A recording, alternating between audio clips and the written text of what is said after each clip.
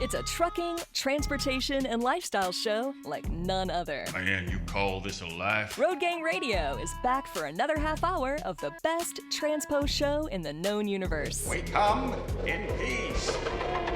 Well, actually, we're falling to pieces. Let's see if we can achieve liftoff, Phone Master Dre. Ooh, we sure did into a fun interview because this is Road Gang Radio live from Passport Studios and also Nashville with Jimmy Mac and Lindsay Lawler. Come on. You weren't there, man. You weren't there. You weren't there. By the way, that is one of the most common refrains you will often hear when something cool got started a long time ago and became something bigger and better than anybody could possibly imagine. Only 44 people, by the way, Lindsay, were actually in attendance because Bowie counted them all the first time he did. You weren't one of them. Yeah. You weren't one of them. I was not there. Only 44 people saw him perform Ziggy Stardust the first time he ever took the stage. Pat Terrell of Notre Dame, when he knocked down the pass in the end zone to secure a 31-30 win of Catholics versus convicts, says that the corner of the Notre Dame end zone only holds 11,000 people. There are 80,000 people he has met since then, Lindsay, who says, I was there, man. I saw you knock down that pass. You're the man. Everybody wants to be there. By the way, you are where you can make the claim. If you're listening right now, you can make that claim. You were there when Road Gang Radio first got started, when we got rolling and rumbling and bumbling and stumbling. We're doing it from the city of New Orleans. We're doing it from Franklin, Tennessee. We're doing the Tennessee Waltz and the New Orleans Fado-Do. Good morning to you, Lindsay Lawler. Good morning, sir. We're talking Coachella. By the way, it's already sold out. It's in April of 2026, and passes are already sold out.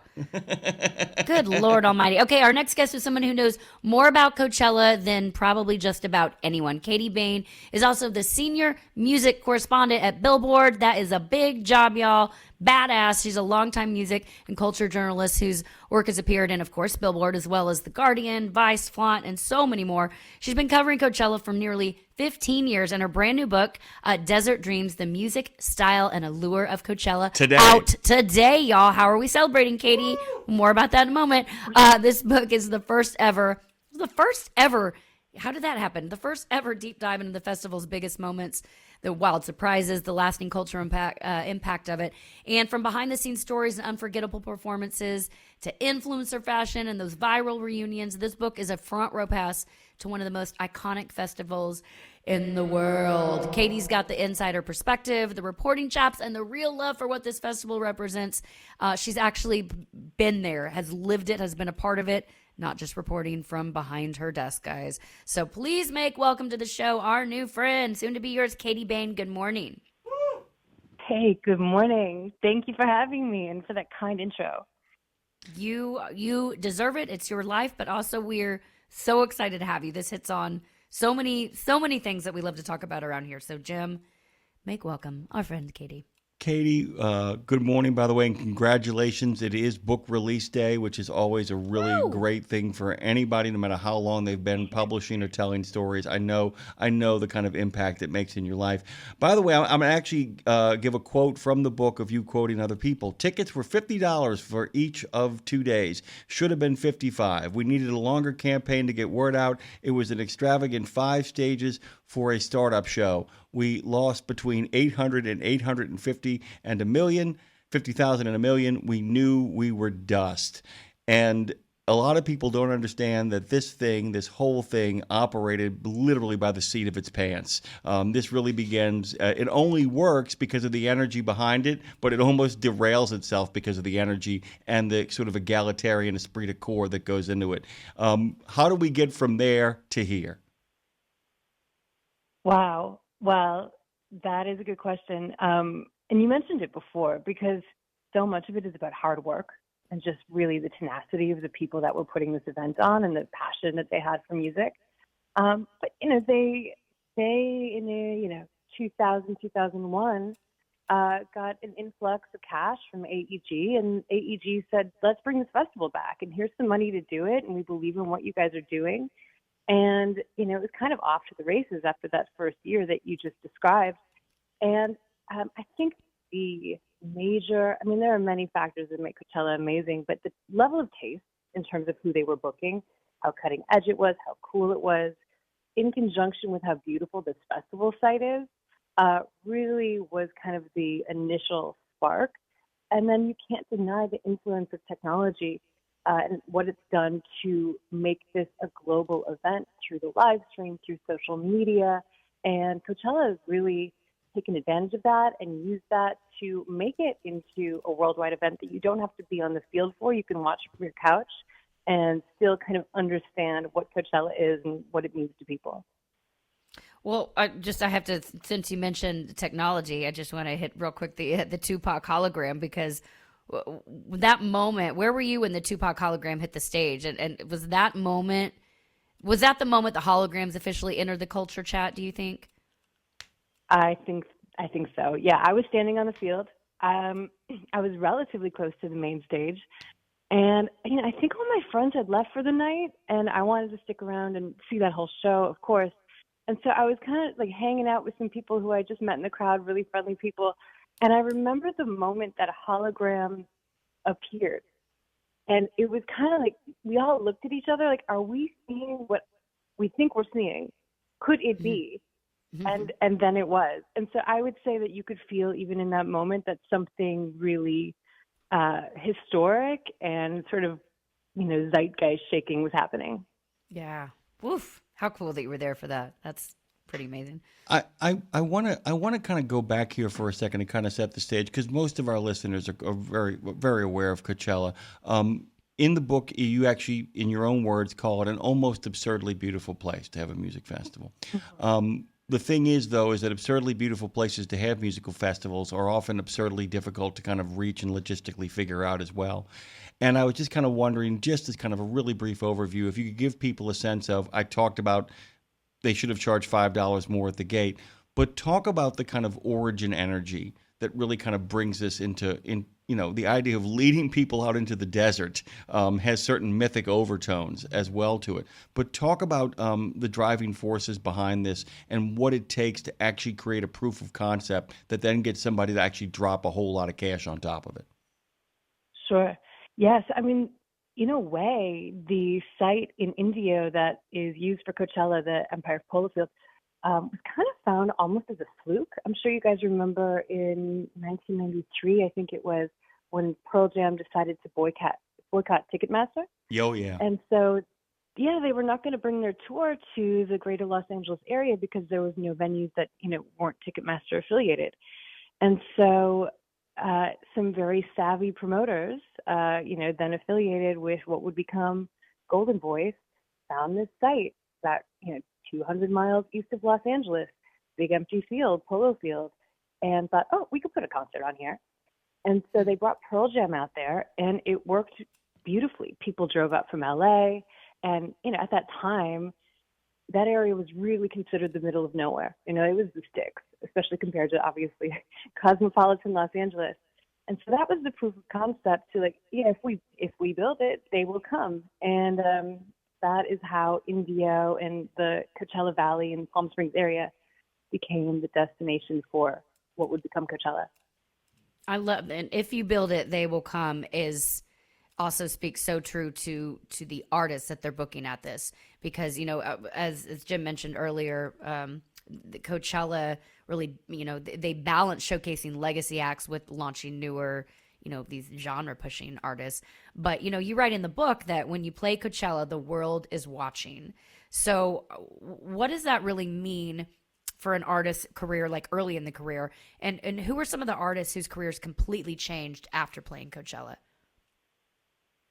Yeah, I mean, I know artists that, will design their whole year around a Coachella booking and put every dollar that they have into production for this show because they know it can be such a, transformational moment. Because, as you just said, the whole world is watching through the live stream and, through the 125,000 people that are out there on the field. It's also a major destination for the music industry itself. So people are out there just watching and kind of ascertaining what's trendy and what's popping and what people are talking about. In terms of people who've really broken through at Coachella, I mean, there are many. One that I'm remembering off the top of my head because I was there was, I believe it was 2013 or 14, and the UK electronic duo Disclosure who hadn't released their debut album yet, but like that tent was on fire that night. It was such a dance party. And for me walking away, there was this feeling of like, okay, these two are going to be huge. And I think within 3, 4, 5 years, maybe they were playing the main stage. Wow. I was okay. This is kind of a crazy thing too, because we told the idea that look, and there's a I don't know if you know this, we are broadcasting literally 6 blocks from where the New Orleans Jazz and Heritage Festival actually happens, and the space. Anytime, space, of course, has a big determination on what something can become. And because of the space out there in that absurdly beautiful location, it also allows it to have a lot of setups and a lot of different acts and a lot of stuff going on simultaneously and a lot of installation art pieces. At the basic foundation, there is a mixture of giving people who are up and coming a chance to really hit the big stage, while at the same time making sure there are enough big acts to bring in people who might not know those other acts and give them a chance to kind of get exposure to that. And then, of course, a pattern begins to develop as the show begins to kind of, develop stuff. And you talk about certain of the tropes that go on there, like the guests, the surprise guests, and all of that kind of stuff. In the time that you've been going there, what have you seen that has really changed that you feel like has expanded, made the situation better, given more opportunities for more audience kind of, engagement? And at the same time, do you feel like we are reaching a peak Coachella point where they've got to figure out what to do next if they are continuing to kind of be an active, I'm looking for a word here, but it's an open system. It's a system that actually can adjust to differing trends. It adjusts to technology. It adjusts to changes in music. What have you seen that where you can point to that and say that's a good example of it? And what do you think is coming next? And does it make any sense? Sorry about that. Yeah, no, I think I'm following you. It's a good question because I do think Coachella is kind of pliable in that way, where they respond to trends. Excuse me, I can give you 2 examples. Or 3, I guess, because they've added 3 new stages since I started going. The Yuma tent, which focuses on kind of like club dance music, the Quasar stage, which focuses on long DJ sets, and the Sonora stage, which focuses on kind of like underground Latin music and indie music. And so, as you said, they have the actual physical space out there to grow and to add things and to be responding to, like, people are liking club music a lot right now. So we're going to put this new area in where they can enjoy that and book those types of artists. And so, yeah, I mean, I think it's as you're saying, it's in tandem with the size of the field and the fact that they can expand outward, and then responding to trends, and then by responding to those trends, also helping to break them more because they're then feeding them into this kind of like popular culture headline maker. Headline maker. Wow. Okay. So speaking of popular culture, I mean, there's music and then there's mythology. And Coachella really steps into the mythology world around this. So what is it about Coachella, in your opinion, Katie, that makes celebrities flock to it, even when they're not performing? And it's like, if you're not there, you're not there. Yeah. Well, I mean, I think probably most pragmatically, it's pretty close to Los Angeles.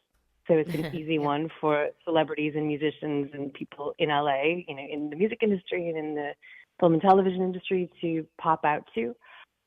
Certainly, it's become more and more and more a place to see and be seen. We see that with the rise of influencer culture there and celebrities going to all of these adjacent parties around the festival.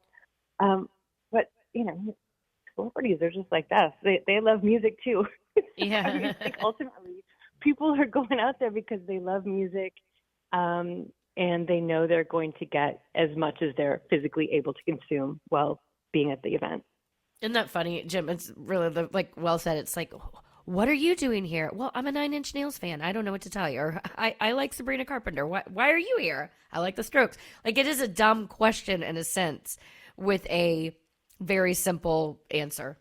I mean, they want to hear music too, and this is where you can hear everybody, both up and coming and on the main stage. Yeah, and I'll tell you this too, Lindsay. Actually, there is an answer. There, one of the pages in this beautiful book, Desert Dreams, has an answer from one of the most famous, no longer with us artists of all time. I said, I can't come work, no place, but I will come and play. I will come to party. And those are, of course, the words of Prince, who, actually saw this as an opportunity to have a good time. I mean, there is a sense of it's a space that is designed to play. And by the way, that quote that I'm reading has been pulled out from the beautiful writing that Katie has done here, but more as equally important, it's one of those wonderful books that mixes a great deal of wonderful essays with a lot of spectacular imagery. So it's really trying to capture a sense of, if you're not there, this is the most analog way to experience it. And by the way, if you get the book, might I remind you, take out your Spotify or your Pandora or whatever you get your music from, iTunes, and every once in a while you're reading the book, just play the songs that they talk about while you're watching it to kind of get a sense of that as well. And I wanted to ask that question. Talk about putting this book together, about the proper mix of your words and these gorgeous images and what to kind of focus on.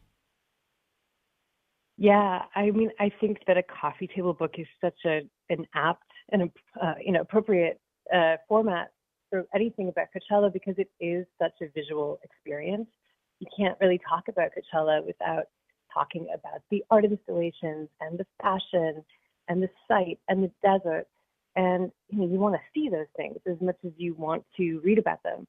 And so I think it's just like a great, they play off of each other so well, because Coachella is a feast for the eyes. And then hopefully my words add all the context. Well, the photos give you a real understanding of the visuals and everything that there is to see out there. I'm so curious, because so many, whether you're on tour and, so many artists, you stick to the script. You've rehearsed for a reason so that the set is tight as tight can be, But Coachella has this real way of making artists go off script sometimes. And I think that's some of the reasons some people go too, just to get those moments. But it does have a magical ability around it where you never kind of know what's going to happen. And so what are some of those performances that caught you, Katie, personally off guard when you're like, oh, this isn't off script. This is an improv moment? Oh, man. Well, I think, as I'm sure you both saw, there's a big section of the book dedicated to the surprise guests.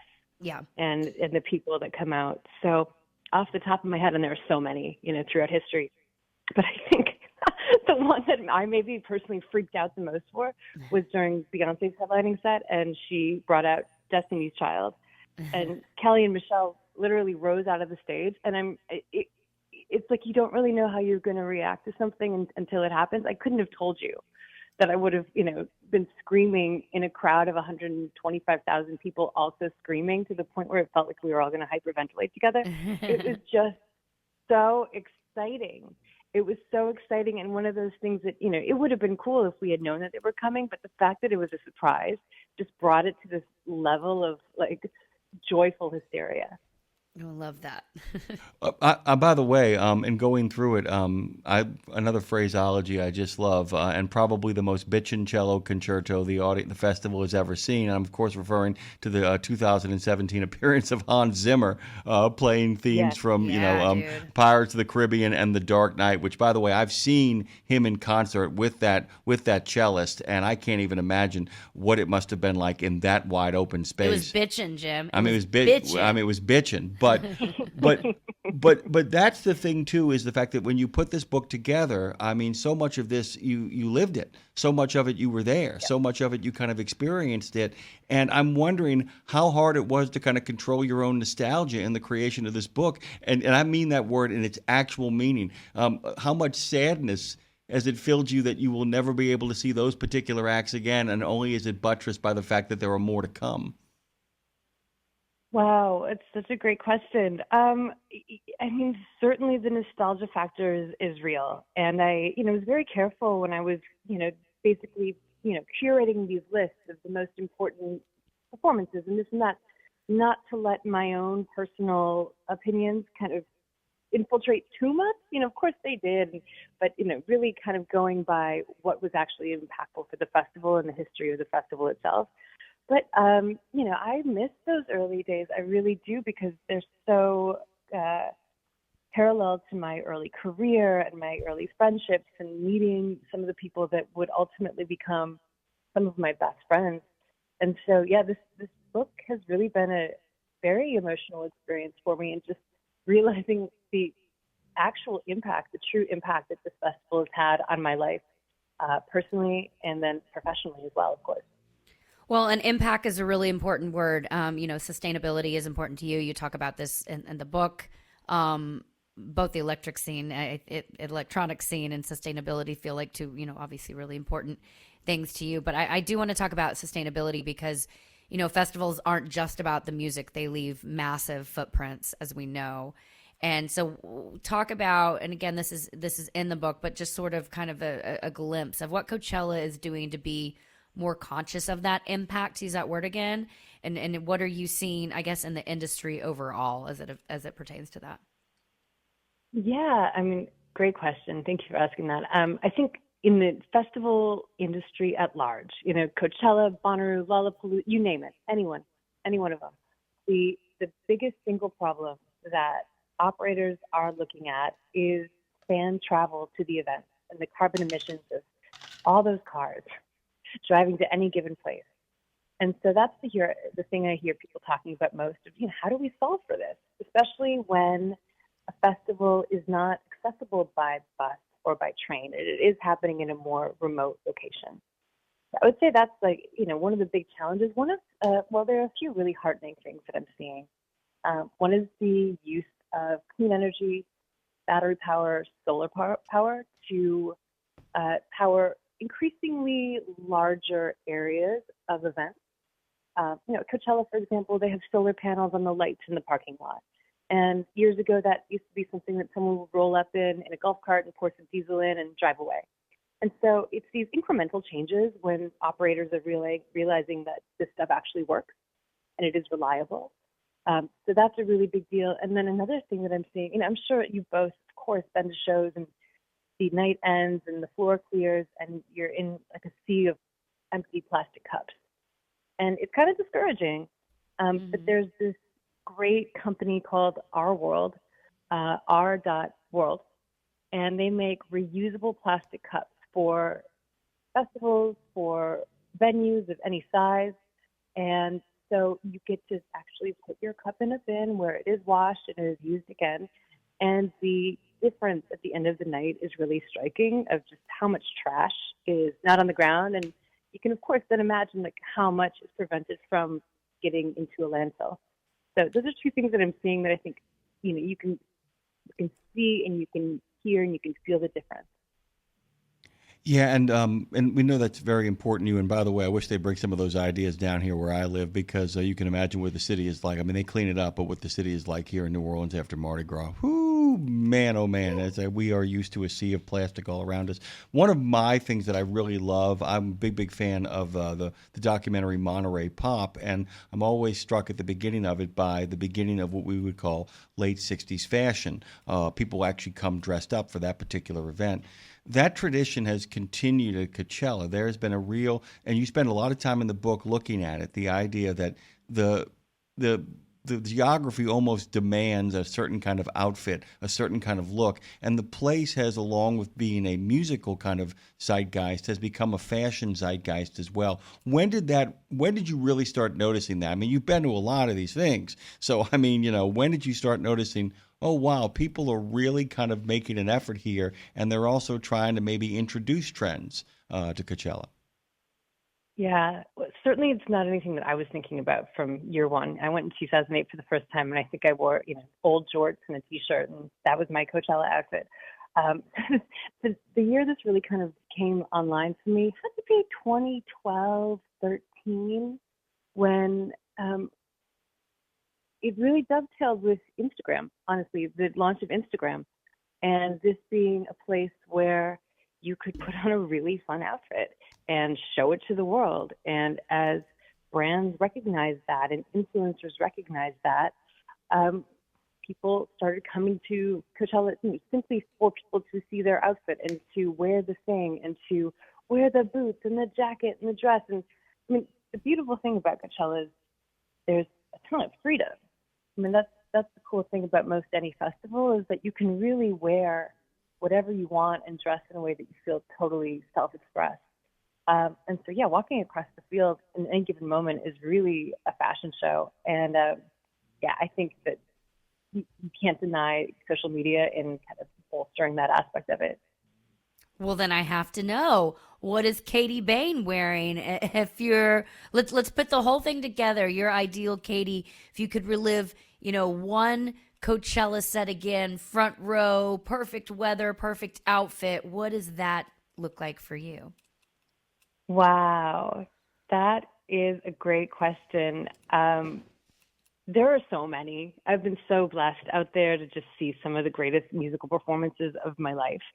I have to go back to, as you said, the Hans Zimmer performance in 2017 was really something because it was so musically, it's Hans Zimmer. And so it's A++ in terms of talent. But then you're hearing Pirates of the Caribbean and you're hearing The Lion King and in Interstellar and Inception and just these kind of like bangers that maybe you didn't realize were bangers because you've never heard them in that concert context. And it's like primarily young people at Coachella who grew up on these movies. And so we were really all losing our minds. I don't know that my outfit that day was particularly striking. I think I had some kind of metallic shorts and a sweatshirt, but I was comfortable. I had good shoes, which is number one priority always at the Coachella outfit. So I was feeling very good. I'm literally online now about to buy some metallic shorts. I'm like, metallic shorts? Why do I not own a pair of metallic shorts?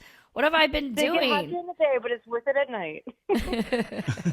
Katie Bain, you are fabulous. I hope that you will come back and join us again another time. You can go to Ms. Katie Bain, BAIN.com to find out more, to get this book, Desert Dreams, The Music Style and Allure of Coachella, available wherever you get your books. It's out today. Katie, how are you celebrating?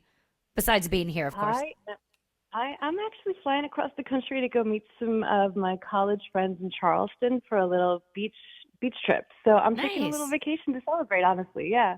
Nice. As you should. Well, Katie, I don't know if you ever make it to Nashville or New Orleans, our other two music places, but if so, please let us know, reach out and join us. And you are a badass. You are awesome. So thanks for making the time and hopefully more to come.